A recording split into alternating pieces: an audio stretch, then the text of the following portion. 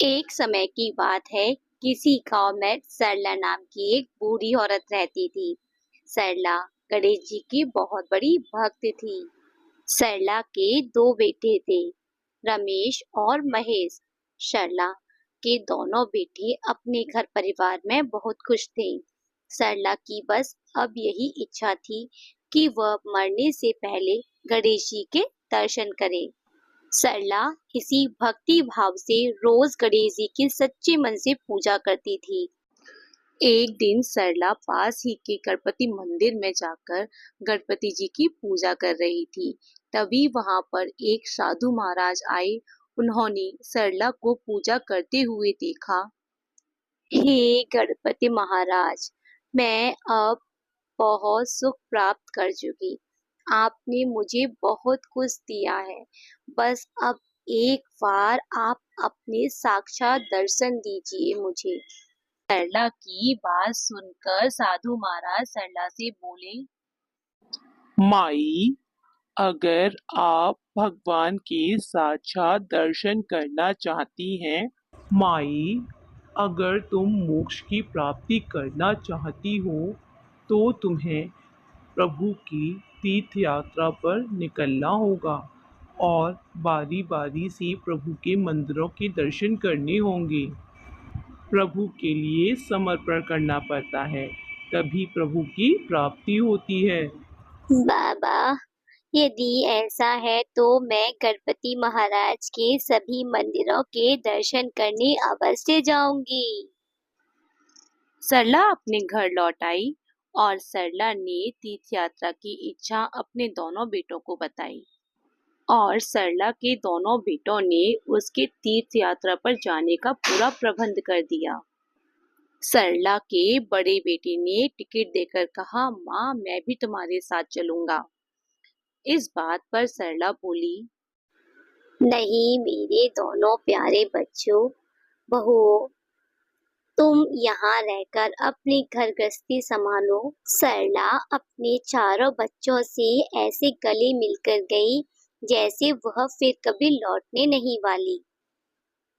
सरला रोज स्नान करके बारी बारी से गणपति महाराज के मंदिरों के दर्शन करती और गणेश जी का जाप करती।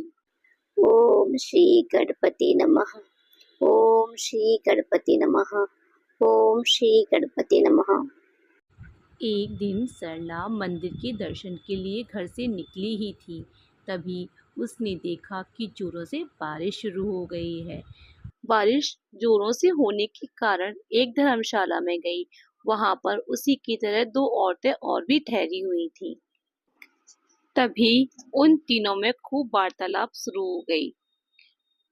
बहन, आज मौसम बहुत ठंडा हो गया है। अब कल ही दर्शन होंगे गणपति महाराज के। अच्छा, ठंड के मारे कपकपी आ रही है। ला, मैं अपना कंबल निकाल लेती हूँ। तभी दूसरी औरत राधिका बोली, अरे, मेरे बहू बेटों ने तो बहुत महंगा कंबल रखा है मेरे लिए। मैं भी अपना कंबल निकाल लेती हूँ। सरला उन दोनों महिलाओं को देखे जा रही थी कि ये तो अपने घर परिवार की बातों में लगी हुई हैं, लेकिन सरला गणपति महाराज का जाप अंदर ही अंदर मन में किए जा रही थी। गणेश जी अपनी दिव्य दृष्टि से उन तीनों महिलाओं की बातें सुन रहे थे और उन तीनों की परीक्षा लेने के लिए एक भिखारी के रूप में आते हैं। माई, बारिश में मेरे सारे कपड़े भीग गए हैं। कुछ ओढ़ने और या पहनने के लिए हो वो दे दो माई। राधिका और मेनका दोनों सोचने लगी कि कहीं ये हमारा ही कमल न मांग ले और सोने का नाटक करने लगी। अरे, ये चादर तो मेरी बहुत महंगी है, इस भिखारी को कैसे दे दूं? ये चादर मेरे भाऊ बेटे कितने मन से मेरे लिए लाए थे कि माँ तीर्थ यात्रा पर इसको प्रयोग करेगी, लेकिन मैं, अरे यार, सोने का नाटक करती हूँ। सरला ने देखा कि वह भिखारी ठंड से ठिठुर रहा है। तभी सरला बोली, बाबा, आप चिंता मत करो। मेरे पास एक स्वेटर है, वो मैं पहन लूंगी। ये लो कंबल। आप भी ठंड से बच जाओगे बाबा। वैसे भी मेरा यहाँ आखिरी दिन है, कल की कल देखी जाएगी। जैसे ही सरला ने कंबल दिया वैसे ही गणेश जी प्रकट हो गए। प्रभु, आपके दर्शन करके मैं तो धन्य हो गई प्रभु। गणेश जी बोले, सरला, मैं तुम्हारी भक्ति से बहुत प्रसन्न हुआ। मांगो, क्या इच्छा है तुम्हारी? प्रभु, मैं तो बस आपके दर्शन करना चाहती हूँ। मेरी कोई और इच्छा नहीं है प्रभु। सरला ने गणेश जी के पैर छुए और उसके प्राण भरे हो गए। स्वर्गलोक से सरला के लिए विमान आया। सरला और गणपति महाराज उस विमान में बैठकर स्वर्गलोक पधारते।